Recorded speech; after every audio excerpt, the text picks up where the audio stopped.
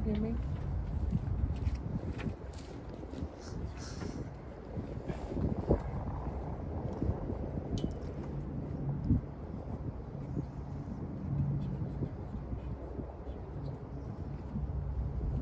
I'm going to read a poem that Helen asked me to read today.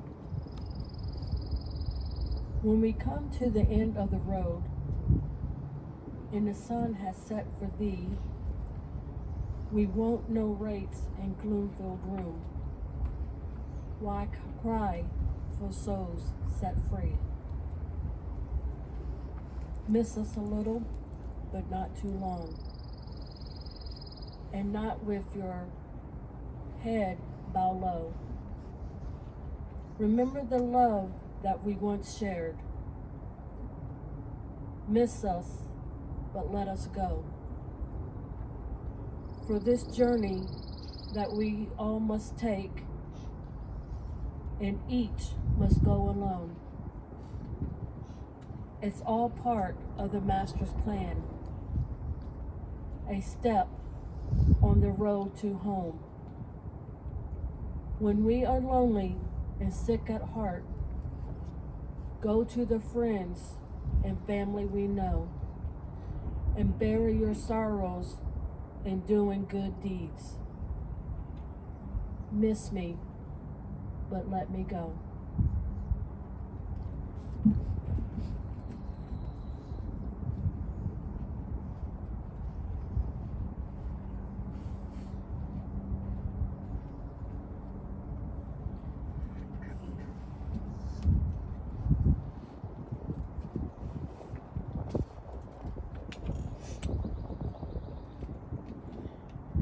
Good afternoon, family and friends, and thank you for joining us today, Friday, April 5th, 2024, in Norfolk, at the lovely Forest Lawn Cemetery.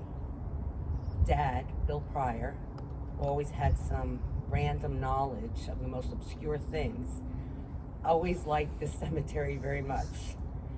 Unknown to me at the time that we had our conversation, he said that this place is a natural arboretum, a protected sanctuary of over 70 species of trees, including crepe myrtles, black walnut, dogwoods, and magnolias. So it is only fitting that this is where we come to celebrate, because today is not just a celebration of life, it's a celebration of lives, both Bill and Joyce. As Benjamin Franklin once pointed out, and so did Dad, nothing in life is certain except for paying taxes and death. Neither Joyce nor Bill really feared death. They just hated the whole concept of growing old. Early bird specials and senior menus were definitely a bonus, they would say. Especially since in this family, we love to go out and eat. And let's face it, this family will find any reason to get together for a great meal, great conversation, and of course, great company. Joyce loved to spend time with the family and was just a naturally grand lady.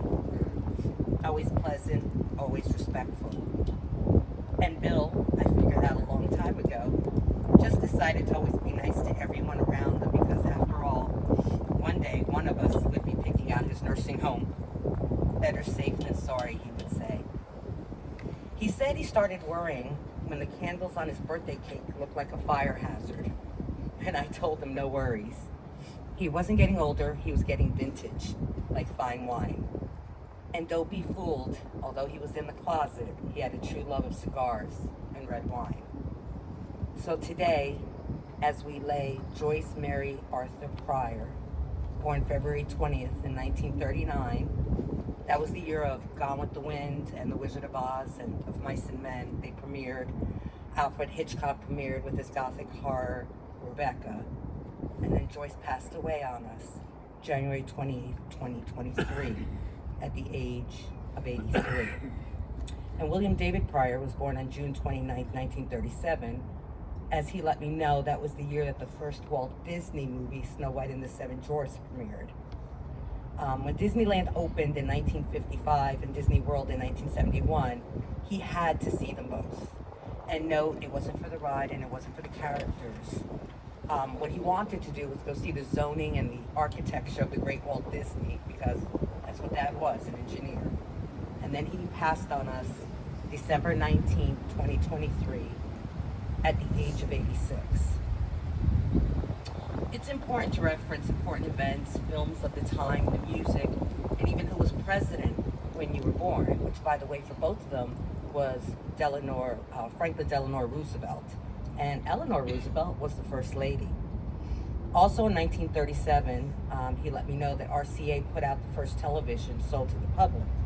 So visual entertainment finally was coming into the home, and Bill got to see it first, and then Joyce. So imagine now everything that Joyce and Bill saw in their lifetime. The world was changing and growing. We were fighting World War II right after they were born. So by ages 83 and 86, they had witnessed a whole new America. And once Bill joined the Air Force, he could see what was going on in the rest of the world, for that matter. So here's a prime example of the things that he would do. He texted me one morning while I was at work. He called really early before my students would come in so he could catch me before first bell. And I had a Norfolk Public Schools technician trying to fix my smart board. For those of you that don't know, it's just a big bulletin board, but it's electronic. It has thingamajigs and big doodads on it. And I was freaking out because we were doing a test review that day and I could not project onto the board. So in my world, that's a disaster. That's where your day pretty much ends. So he made a remark that how much we depend on technology is ridiculous. And I agreed. He grew up in a world of chalkboards and paper notebooks, sharpened pencils, and books that you opened up physically to read and flip the pages. He even told Mark that he owned one of the first calculators made in 1957, which was really just input and output punch cards based on some kind of tube system. It was made by Casio, and back then in 57, it cost him $100. It's not even technology, folks, and it was $100. And here I was flipping out because without this one piece of technology, my lesson for the whole day was doomed. And for those of you that have taught, that's probably the day you will get observed. So I checked the text message from him later on that day, and he sent me a meme, like this little poster thing, and this is what it said. I just sat there and read it. It said, "I'm so old, I dialed a rotary phone that did not have an answering machine attached to it. You actually needed to be home to answer a call and talk to the person on the other side. And I'm so old that I've recorded a song that I loved off the radio onto a tape recorder. So you actually had to hold down the two buttons to record, and then you had to hit the last button to pop it up to make it stop.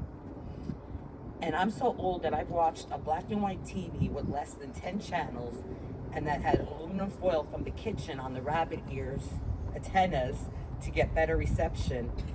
And if I wanted to change the channel, I had to physically get up and change the channel. I'm so old that television signed off at midnight with the singing of the national anthem and a picture of the flag waving in the wind, and then your screen would just go to snow. Exactly. I'm so old that I've taken very long walks without the need to count my steps for the day and then report it on my mind chart or to my doctor. And I think this one was directed specifically towards me.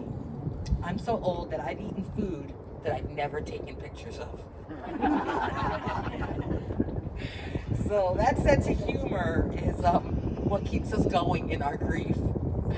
And Mark and I were lucky. We were both there the moment that they slipped from this world. First Joyce and then Bill, within less than a year of each other. And although we're still grieving, we just have to remind ourselves every day that we're grateful that they were in our lives in the first place, And let me take a moment for those of you that may have not known, but Joyce passed away from coronary artery disease, and Bill passed away from an intracerebral hemorrhage. Did I say that right? Both associated with becoming older. Both were comfortably medicated, per their directive, and they passed away very peacefully and very quietly. very surreal moment both times. And we know we'll miss them, the good times and the bad, the serious and the fun, and the smiles, and of course for us it's always the laughter.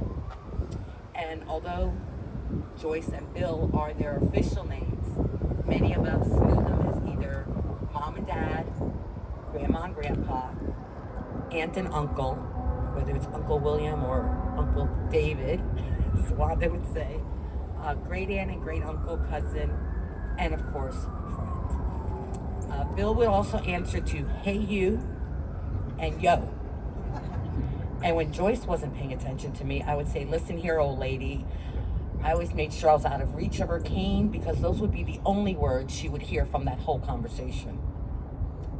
So what I'm going to do here is I'm going to go backwards a little bit. Joyce was born in Aurora, North Carolina. Population in 1939 for Aurora was 492 people, so technically it was like that big. And to the late James Walton Arthur, known as Red, and Mary Joyce Bateman Arthur, and they're both right here, right there, those two. And beside them and a little bit to the back are Joyce's great-grandma and great-grandpa, the Batemans, directly behind them. And they are all together now, and I can tell you not only are they chatting away on us, but they are spreading a lot of gossip. Not just the women, the men in this family. 2 years before Joyce made her entrance into the world, Bill was born in Winston-Salem, North Carolina, to the late Kermit David Pryor and Annie Cagle Pryor. And when Bill and I would talk about his final arrangements here, I let him know that my Aunt Eleni, my Aunt Tessie, and my Uncle Pete are also here in Fair Lawn, and they're down that road in the Old Greek section. And he jokingly said when his time came, he'd drop by and see them and let them know how I'm doing, and I told them much appreciated. However, I'm still not certain if I want to be in the cemetery tonight when the sun goes down with all of them up and about and chatting and socializing, because I know they're not settling in very quick to their heavenly sleep. Moving on, Bill graduated from Woodrow Wilson High School in Portsmouth, married Joyce, and honorably served in the United States Air Force as a medical radiologist. Later, he graduated from the College of William and Mary, the Norfolk campus that we now call Old Dominion University, ODU. I did not know that. With a master's degree in chemistry, and after many, many years, kind of overstayed his welcome a little bit, he retired as a nuclear engineer. These career choices afforded him the opportunity to travel all around the world, his most favorite thing to do. He most loved France, the food, the people, go figure, and he picked up the language quite well. His Spanish was also quite good. Joyce and him both loved Mexico. He knew a little Latin as well, but I can let you know for a fact that his Greek needed serious work. No denying he was a true world traveler, and during their best years, this is what Bill and Joyce loved to do together. I have tons of photos of their happier times, and for a while, they were truly happy. Joyce graduated from Maury High School in Norfolk, where she was a cheerleader. I have pictures, and played the flute in the band. And for those of you that don't know, she was a champion dart thrower, and we have the true trophies to prove it. Maybe I shouldn't have been worried about the cane. It should have been the darts. Later, she started a very successful business in 1973, Pryor Wallpapering, for nearly 50 years. It was based out of Virginia Beach. Mark joined the business at 17 while he was still in school. And Delilah and I also worked the wallpapering business from time to time. Pryor Wallpapering was literally the bread and butter of our family. It sustained both our households. We worked it every evening and weekends after Mark and I needed to commit our time to grad school to get our teaching licenses, and we continued it after Joyce fully retired, but she was still the boss. We are forever grateful that she provided this financial safety net so we could focus on our own teaching careers and making it possible for Delilah to attend and successfully graduate from college. Bill and Joyce were married in 55 at the very tender ages of 16 and 18. Right up here at Central Baptist Church, located in the Ghent neighborhood. The Reverend was Roland Wagner. I believe, though, from Aunt Nancy that he hadn't quite turned 18 yet. He was still bordering on 17. They were both very, very young. And the world is a difficult place, especially for those that marry so young. But they tried. They truly tried. They parted ways, and they came back together. And then they parted again, and came back together. And once more. And then they carried a relationship on through late night phone calls for years. I'd say they were right up there with Elizabeth Taylor and Richard Burton when it came to the drama, which I expressed out loud to both of them in moments of frustration.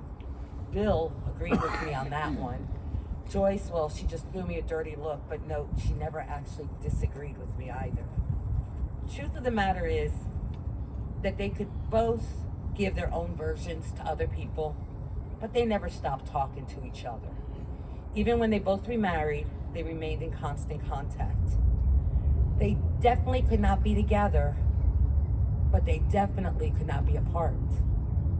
Since Bill moved back to Virginia nearly 4 years ago, he spoke to Joyce more on the phone than he probably did during their entire marriage. Had to be phone calls. Joyce never mastered text messaging. For those of you that would get that gobbledygook, you know what it is. Nothing was coming between them, and no one for that matter. This wasn't always fair to any other relationships that they had in their life, but who are we to judge? They kept this unusual love affair of theirs for 67 years. And most of us haven't even been on this earth that long. So I'll never judge.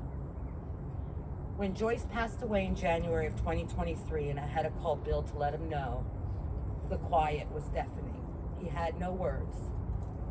He called me back very late that evening and said to me during our conversation, "I just don't know what to do now."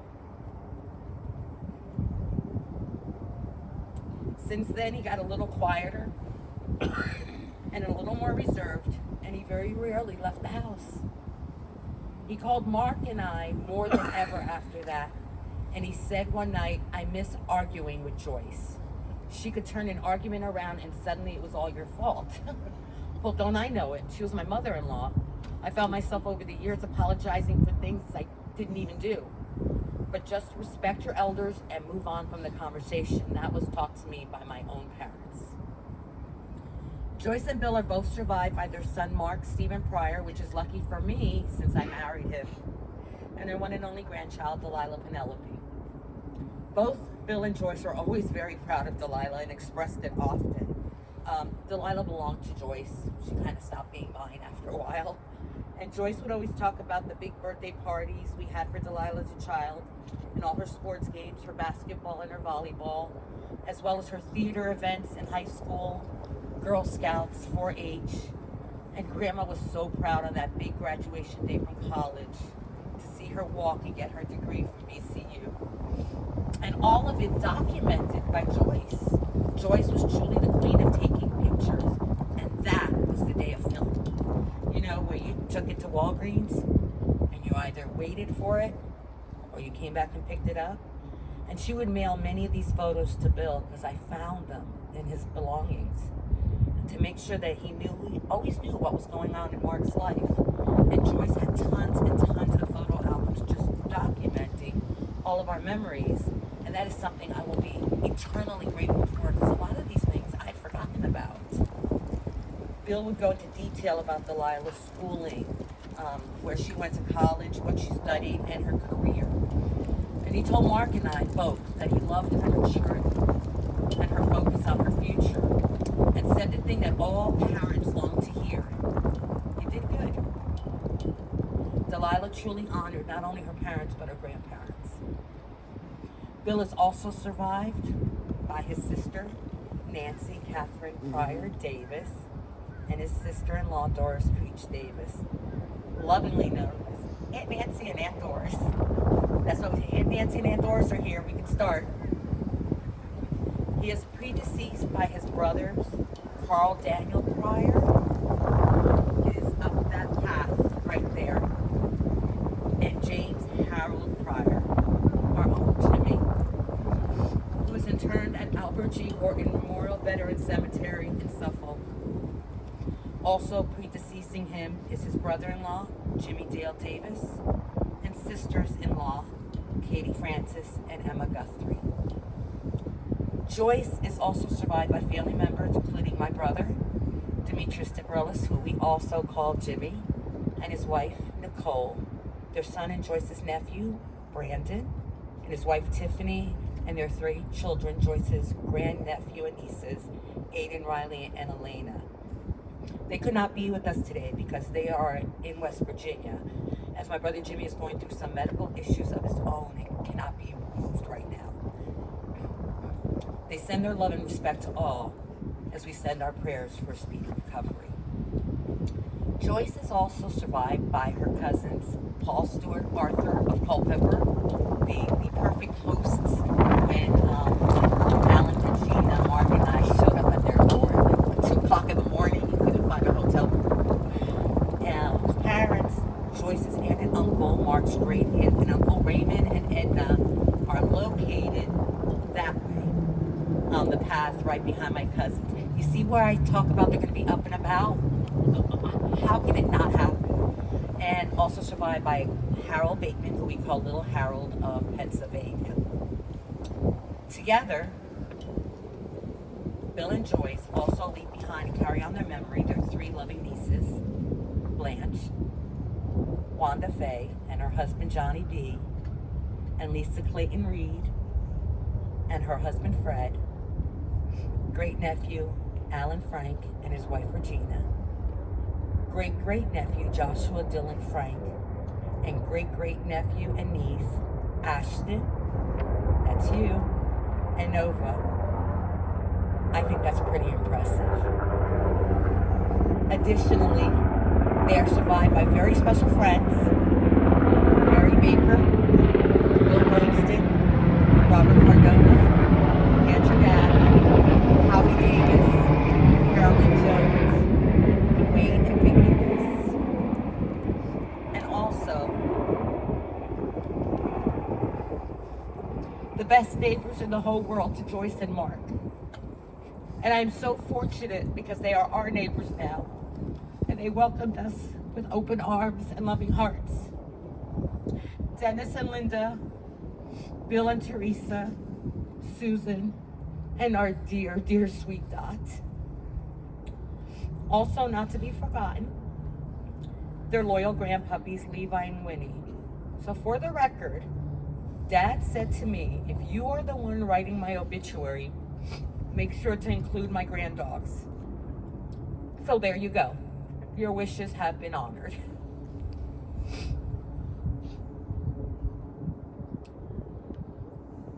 So in closing, I want to take the time to thank you all for being here to celebrate the lives of these 2 very special people, because there will never be enough words to tell their story, but it's up to us to continue their legacy.